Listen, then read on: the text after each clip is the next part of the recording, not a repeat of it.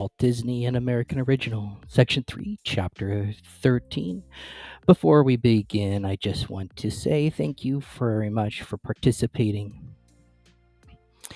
If you enjoy what we're doing here at Dear Disney, feel free to like and subscribe. Chapter 13. The newfound prosperity of Walt Disney Productions started to end in September of 1939 with the beginning of the Second World War. 45% of the company's income flowed from overseas. Now, such important markets as Germany, Italy, Austria, Poland, and Czechoslovakia were closed to the Disney product, and income from England and France was frozen. The film market was changing at home, too. With Europe at war and America's young men being drafted into military service, the tempo of the nation was quickening, and movie audiences were less intrigued with the fairy tales of Walt Disney. When Pinocchio was released in February 1940, it was inevitably compared to Snow White. Walt was convinced that Pinocchio was a greater artistic achievement, but audience did not warm to the characters as they had to Snow White and the dwarves. Business was good, but far short of what was needed to offset the heavy cost of production. Fantasia presented special problems. Moviegoers had known little experience with classical music in films, and they were not prepared for this new kind of Disney film. Walt insisted that Fantasia would be released under the best possible conditions. "We can do a better job than RKO," Walt said. RKO, which had little enthusiasm for selling a long hair musical, readily agreed to relax its exclusive distribution contract. Walt set up a special unit headed by a young film salesman named Irving Ludwig. Walt instructed Ludwig to engage prestige theaters in the major cities and equip them with sound systems to accommodate the stereophonic fantasound.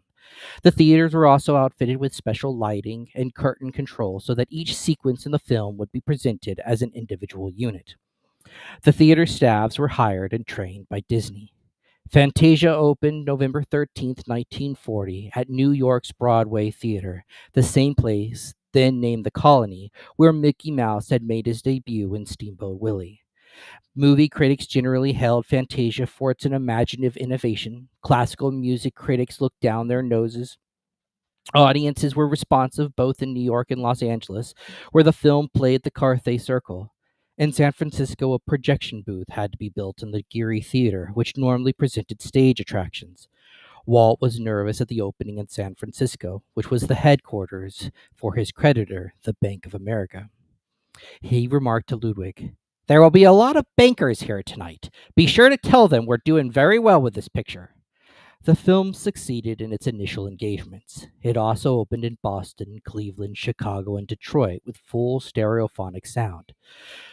But except in New York, where Fantasia ran for a year, the engagements were not sustained. Parents balked at paying roadshow prices for their children. Those who did complained that Fantasia was not the standard Disney film. Some claimed that the children were frightened by the night on Bald Mountain sequence. Diminishing returns made it impractical to attempt more of the Fantasound installations, which cost $30,000 per unit. At any rate, electronic equipment was growing scarce because of the government's defense needs. RKO wanted to put Fantasia into general release in a shorter version. Walt fought for the uncut film, but he was forced to give in. He needed all the income he could find to keep the new studio going. Finding it too painful to cut the film into which he had poured his creative strength, he told the RKO executives, "You can get anybody you want to edit it. I can't do it." Fantasia was reduced from 2 hours to 81 minutes and released on a double bill with a Western. Fantasia, which had cost $2.28 million, produced an even greater loss than Pinocchio. In 1940, Walt realized that he would have to scale down his ambitions for feature films. While Bambi moved slowly through the production process, Walt began work on two features which could be made at more realistic costs. One was The Reluctant Dragon, the studio's first venture into live action. The humorist Robert Benchley portrayed a visitor to the Disney studio, and during the film, he met Walt, learned how cartoons were made and how the studio operated. The device tied together three short cartoons: Baby Weems, How to Ride a Horse, starring Goofy, and The Reluctant Dragon. The film did not earn quite enough to cover its $600,000 cost. Walt tried to prove with Dumbo that a cartoon feature could be produced on a modest budget in a reasonable span of time. Based on a book by Helen Apperson and Harold Pearl, Dumbo was an engaging tale of a big eared baby elephant who learns to fly.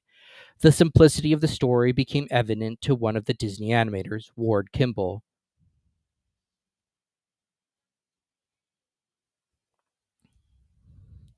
When he met Walt in the parking lot one day, Walt proceeded to tell him the entire plot of Dumbo. The recital took only 3 minutes, yet it was a practical, well rounded, airtight vehicle for a cartoon. Walt assigned economy minded Ben Sharpstein to be supervising director. Sharpstein avoided the excesses that had skyrocketed the expense of the previous feature cartoons. Story work took 6 months, animation required only a year. The film was completed for $800,000 with a running time of 64 minutes. The RKO salesman argued that it was too short for a feature and asked Walt to add another 10 minutes. Walt, who had originally planned Dumbo as a 30-minute featurette, replied, "No, that's as far as I can stretch it. You can stretch a thing so far and then it won't hold. This picture is right as it is, and another 10 minutes is liable to cost $500,000. I can't afford it." Dumbo proved to be one of the most endearing of Disney's feature cartoons, providing the Disney company with an $850,000 profit. When Roy Disney asked Walt to visit his office one day in 1940, Walt realized that meant trouble. Over the years, he learned that when Roy came to Walt's office, he usually bore good tidings. When Walt was summoned to Roy's office, that meant bad news. "Sit down, kid," Roy began, shutting the door behind Walt. Roy took his place behind his desk and said, "This is serious. I've got to talk to you." Walt studied his brother's long face and asked, "What's the matter?" Roy outlined the financial reverses of the past year, how the profits on Snow White had been eaten up by the costs of Pinocchio, Fantasia, and Bambi, how the European War had caused a sharp decline in theater revenue, how the company now had 1,000 employees and a brand new studio built at a cost of $3 million. "And now, Walt," Roy concluded, "we are in debt to the bank for $4.5 million." Roy expected his brother to be shocked and concerned. Instead, Walt began to grin. Then he burst out laughing. "What the hell are you laughing at?" Roy demanded. "I was just thinking back," Walt said between fits of laughter. "Do you remember when we couldn't borrow $1,000?" Roy, too, began to laugh. "Yeah, remember how hard it was to get that first $20,000 credit?" he recalled. They regaled each other with memories of when they had to plead for loans to meet the weekly payroll. And now, and now we owe $4.5 million, Walt remarked. "I think that's pretty damn good." When their amusement was over, Walt asked his brother, "What are we going to do?" "I'm afraid we're going to need some outside capital," Roy replied. "We have to issue a preferred stock issue." Both Disneys had resisted the issuance of stock. Theirs was an extremely personal business, and Walt despised the idea of having outsiders share in the decisions that he had made by himself throughout the company's history. The two brothers had operated as a partnership until Walt Disney Productions was incorporated in 1929. Assuming the partnership's assets of $85,852 and liabilities of $32,813, the new company issued 10,000 shares of stock, 3,000 apiece to Walter and Lillian Disney and 4,000 to Roy. In 1938, Walt Disney Productions was reorganized to absorb three other companies that had been created in the early 1930s. Lillied Realty and Investment Company, which took care of the Disney's real estate, Walt Disney Enterprises, which dealt with licensing of the cartoon characters, and the Disney Film Recording Company. The new Walt Disney Productions in 1938 issued 158,000 shares of stock, with Walt and Lillian Disney receiving 45,000 apiece and Roy and Edna 30,000 apiece. Despite Walt's misgivings, Walt Disney Productions made its first public offering of stock in April 1940, with 155,000 shares of 6%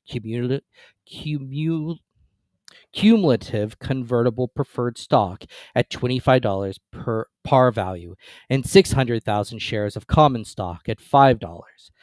The prospectus for the sale listed Walter E. Disney as president and executive production manager of the corporation, and Roy O. Disney, executive vice president and business manager. Total assets of Walt Disney Productions at the end of 1939 were $7,758,000. The stock offering quickly sold out, contributing $3.5 million of much needed capital to the Disney company. Financial troubles were assuaged for a time, at least, but other problems began to appear. During the last half of the 1930s, the Hollywood movie studios, like many other industries in the country, were undergoing unionization. Emerging from the nightmare of the Depression, the nation's workers sought greater security in their jobs, as well as a larger share of the new prosperity. Franklin Roosevelt's New Deal gave them the apparatus for unionization with the National Labor Relations Board. The film industry was ripe for the unions. Jobs were often subject to the whims of the producers and the fluctuations of the movie market. Filming went on 6 days a week, and night shooting was common without overtime. Studio workers recalled vividly the grim times when they were ordered to take 50% cuts in salary during financial crisis, while the executives made no such sacrifice. By 1940, most of the salaried workers in the industry, actors, directors, writers, crew members, had been unionized. The Disney studio had closed shop agreements with musicians, cameramen, electricians, costumers, restaurant workers, makeup artists, prop men, and other set workers. Union organizers next went after the cartoonist. The nature of the Disney enterprise had changed immensely in the brief span of years. The studio workforce had grown from a handful of artists working in day to day collaboration with Walt to a factory like operation of 1,000 persons. A close personal relationship with Walt was no longer possible for the great majority of employees, and many of them felt overlooked in the creative process. The move to the new studio was traumatic for some. Hyperion had been cramped and chaotic, but it had created a feeling of a group endeavor. The Burbank studio, for all its order and comfort, seemed to magnify the stratification between job functions. Those in the lower categories felt neglected, underpaid. Indeed, some of their salaries seemed low, though not unusually so by the post Depression standards. The hints of discontent were exploited by a new element in the studio. Many of them had arrived from the East during the expansion before and after Snow White. Their double breasted tweed suits and Homburg hats contrasted with the sports shirts of the Californians. The newcomers were products of the artistic ferment of Manhattan, and they rejected the paternalism of Walt Disney. They argued that the only protection the studio workers had was in a union. Some of the only some of their listeners agreed, especially as the European War plunged the company into financial problems. With their market shrinking, the Disneys obviously could not afford the inflated staff. Rumors of mass layoffs circulated through the studio. Two unions sought to organize the Disney cartoonists: the Unaffiliated Federation of Screen Cartoonists and the Screen Cartoonists Guild, affiliated with the AFL Painters and Paperhangers Union. The leader of the Screen Cartoonist Guild was a tough left-winger, Herbert Sorrell, whose strikes and jurisdictional battles brought turmoil to Hollywood labor. Sorrell's hard-fisted tactics infuriated Walt. Years later, Walt gave this version of a meeting with Sorrell in Walt's office. Sorrell claimed he had a majority of their cartoonists in his union and demanded a contract. "You sign with me, or I'll strike you," Sorrell threatened. "I've got to live with those boys from now on," Walt replied. "I must have a vote. You've got to put it to a vote through the labor board, and whatever way it comes out, I'll go along with it. Then I'm keeping faith with them. I'm not signing with you or your say-so." "All right, I'm warning you," Sorrell said. "I can make a dust bowl out of your place here, Disney. You don't know what you're doing. The strike will hurt you. I can pick up that telephone and I'll have you on unfair lists all over the country. I've got friends. I've got connections."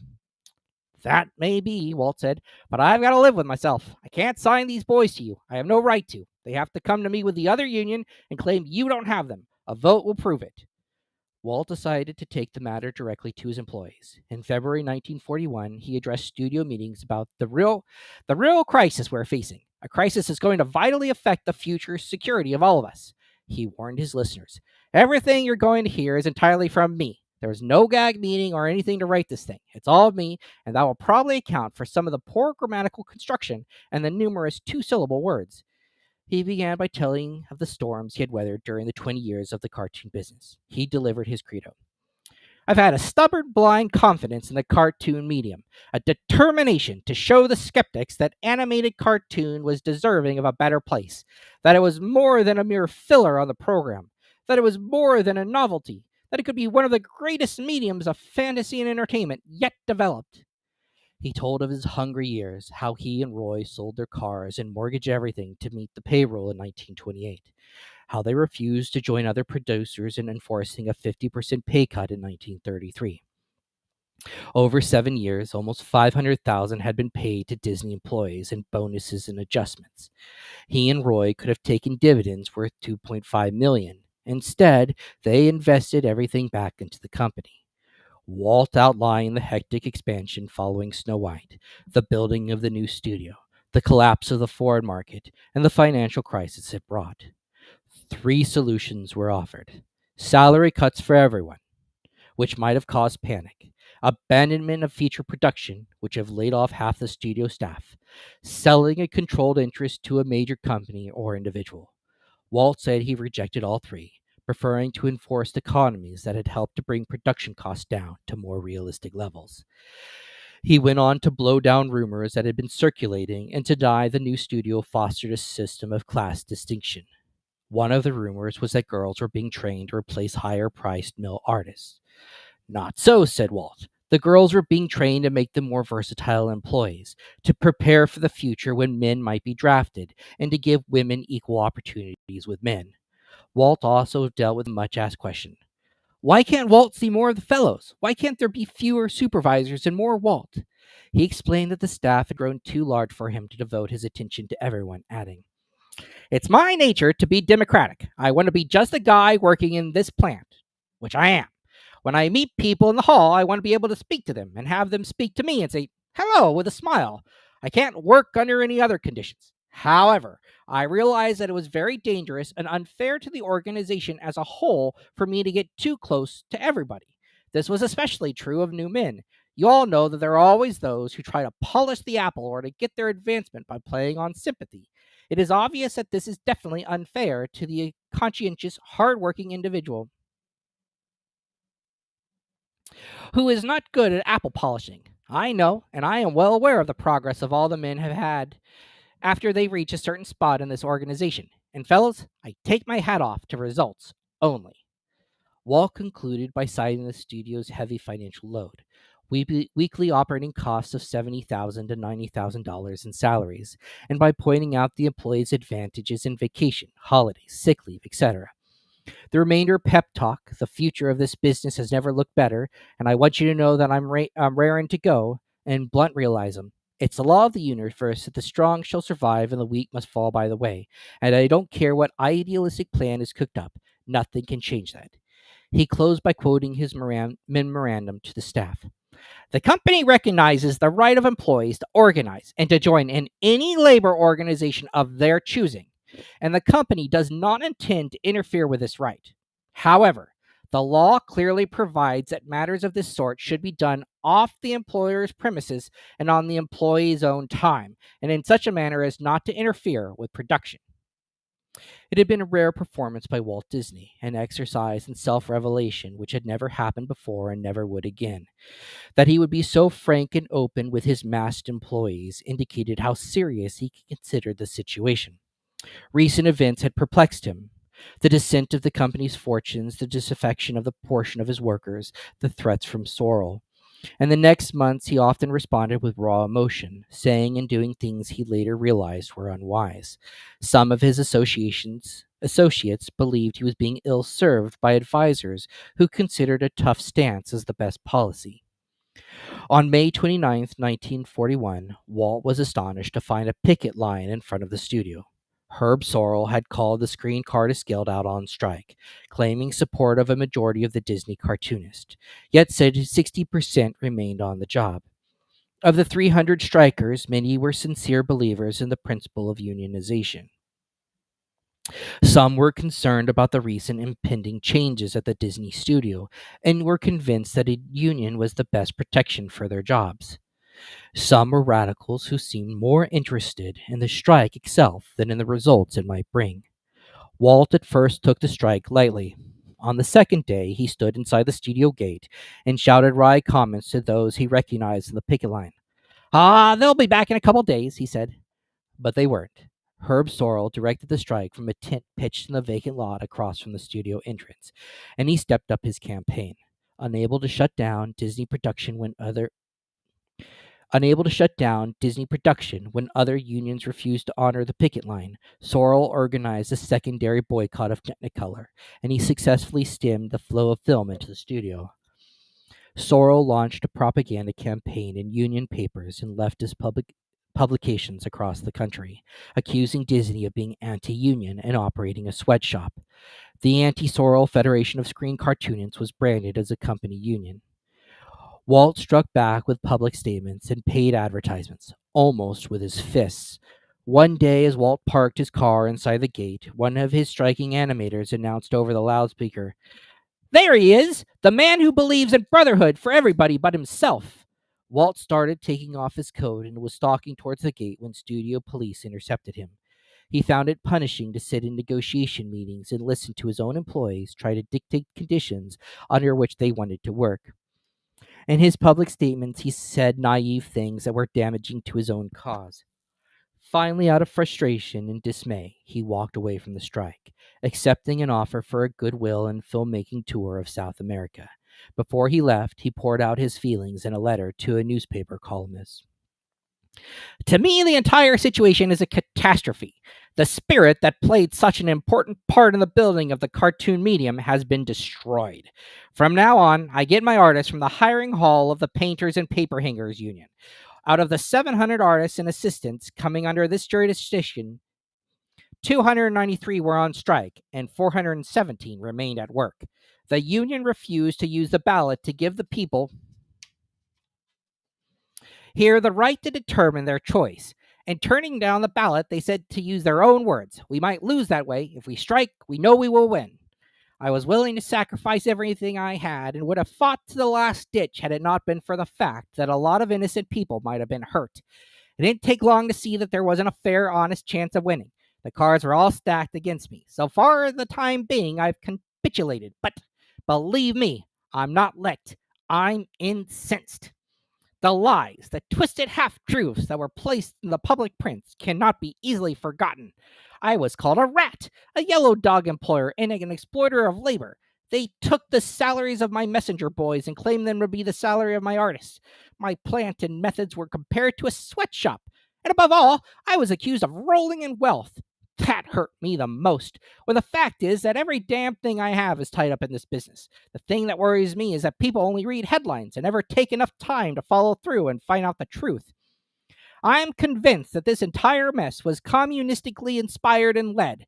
The People's World, the League of Women Shoppers, the American Peace Mobilization, and every known communistic outfit in the country were the first to put me on their unfair list. The legitimate American Federation of Labor Unions were the last, and they were reluctant to move. I am thoroughly disgusted and would gladly quit and try to establish myself in another business if it were not for the loyal guys who believed in me. So I guess I'm stuck with it. This South American expedition is a godsend.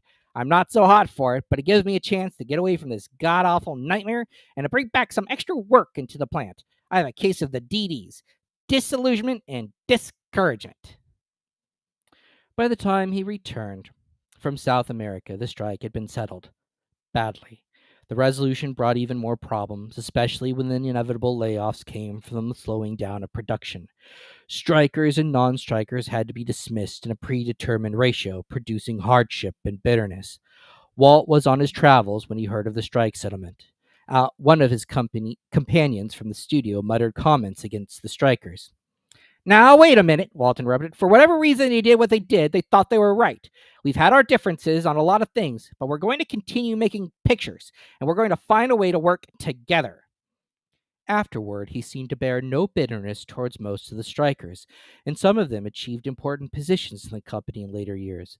But Wall could not forgive the animator who had mouthed inflammatory remarks through the loudspeaker. The government said the man had to be reinstated, but Walt refused to talk to him, and the striker left the studio after a couple of years. The 1941 strike had a profound effect on Walt, shading his attitude towards politics and in his relations with his employees. He was pushed further towards conservatism and anti communism, and he suffered disillusion in his plan to make the Disney studio a workers' paradise. The noonday volleyball games continued, but the snack shop in the animation building was closed. Workers now had to sign in and out of on a time clock. Never again would the studio's creative people know the same free, intimate relationship with Walt that had existed in the studio during its formative years. The South American trip had been suggested by John Hay, Jock Whitney, director of the Motion Pictures Division for Nelson Rockefeller, in his role as coordinator of Inter American Affairs. Whitney had argued that the government's good neighbor policy could be furthered if Walt Disney and his artists visited South America to demonstrate the artistic side of the United States culture. The need was urgent, said Whitney. Many Germans and Italians had settled in South America, and there was strong sentiment for the Axis powers. Although the United States was not at war in mid 1941, it supported the Allies and feared the spread of Nazi and fascist sentiment in countries of the Western Hemisphere. A goodwill tour, said Walt. I'm no good at that. I can't do it. Then would you go down there and make some pictures? Whitney asked. Well, yes, I'd like to do that, Walt replied. I'd feel better about going to really do something instead of just shaking hands. But the decision wasn't entirely his own. With the Disney company's finances in straitened circumstances, the Bank of America exercised a benevolent, supervisory influence on major decisions. Starting in 1936, the bank established a revolving line of credit with Walt Disney Productions, lending money on need and receiving in return all revenues from RKO distribution of the Disney films. All receipts from licensing of cartoon characters went directly to the company. By 1940, Disney had borrowed $2 million in 5% demand notes from the Bank of America. In 1941, the total had reached $3.4 million.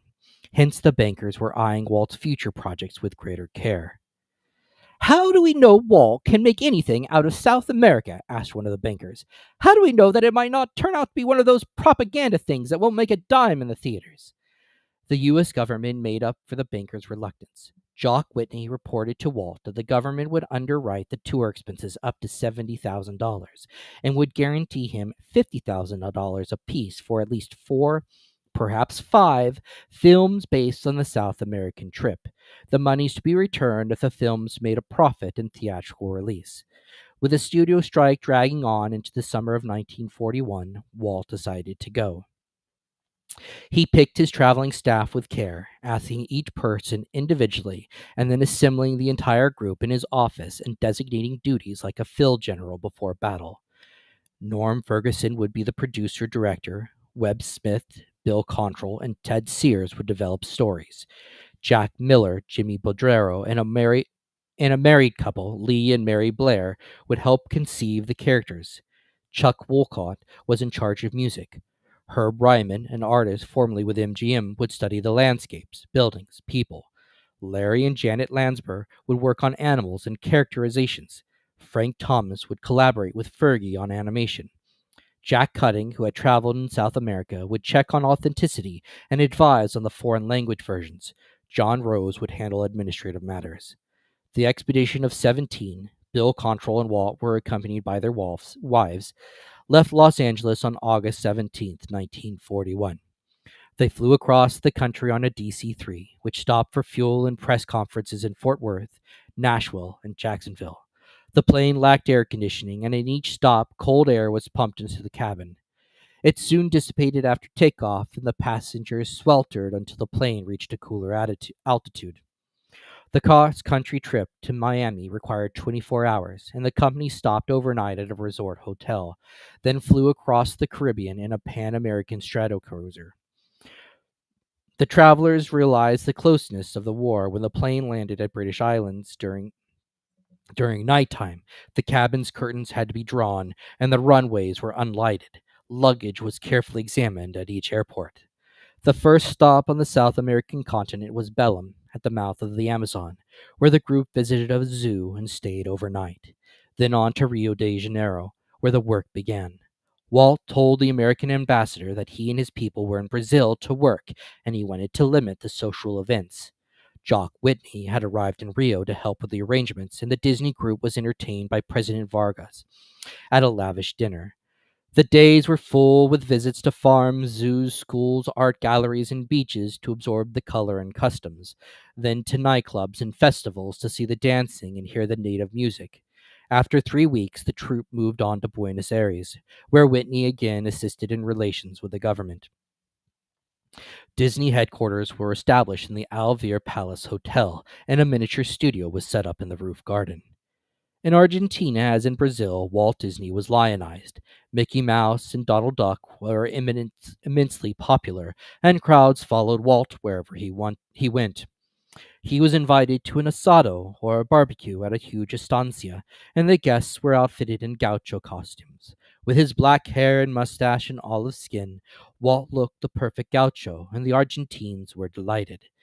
After a month in Buenos Aires, El Grupo, as the travelers called themselves, flew over the Andes to Chile. They spent a week in there and then split up for the return home. Ryman Miller and the Blairs flew on to visit Bolivia, Peru, and Mexico. The rest took a 15-day boat trip back to the United States. The work of compiling the sketches, paintings, stories, and music into storyboards was begun in a glassed-in section of the boat's deck. The liner made several stops, including one at a small Colombian town where Walt and others took a steamer ride 30 miles up a river and into a rainforest. That might have been the inspiration, his companions later suspected, for Walt's jungle cruise 15 years later at Disneyland. Walt and his party continued through the Panama Canal and landed in New York, arriving in time for the premiere of Dumbo. Then the Disneys flew home to Los Angeles for a joyful reunion with Diane and Sharon, whom they hadn't seen in 12 weeks. Walt's homecoming was also marked by sorrow. During his absence, Elias Disney had died. He was 82 years old, recovered from the loss of his beloved Flora. When he heard in South America the news of his father's passing, Walt commented to a companion, "I only wish that Roy and I could have had success sooner, so we could have done more for my mother and father." On his return to the studio, Walt began work on the South American subjects, which were planned as a series of shorts. As the material developed, he realized that it could be developed into a feature. To the cartoons, he added live action footage of the troupe's travels, much of it photographed by Walt himself with a 16mm camera. The trip had proved an enormous success. The South Americans, who had been subjected to the visits of speech making politicians and diplomats, now realized the United States had also had people who are young and creative and down to earth. The Latin Americans were further complimented by the two films that resulted from the trips, Saludos Amigos and The Three Caballeros. Walt took a staff to Mexico to research Mexican portion of the latter film. A New York critic called Saludos Amigos at once a potent piece of propaganda and a brilliant job of picture making. The films were successes in both the Americas, and as Walt pointed out later, the government never lost a nickel on them. We paid for our own trip, and the pictures, too. Thank you again for today's reading of Chapter 13. And remember, today's special moments make tomorrow's memories. Have a wonderful day.